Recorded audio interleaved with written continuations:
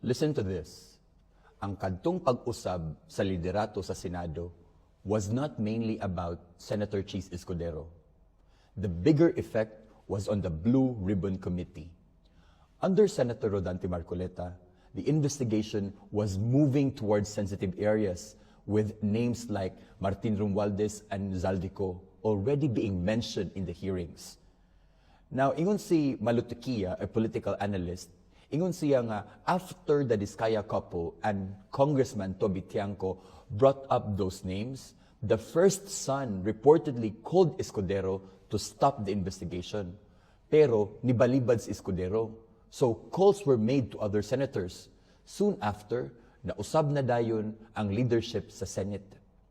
Now, because Marcoleta was no longer part of the majority group, Senate rules required that he also would lose the Blue Ribbon chairmanship. Now, Senator Panfilo Lacson has taken over. While he raises issues about the flood control projects, pero wala yun niya nanganlan si Romualdez o si Zaldico. This is why many believe that the leadership change was less about Escudero and more about making sure that the direction of the investigation could be controlled. Kaya basig manganlan niya ang presidente. Ambot lang. This is just my opinion and my analysis. Utang buot.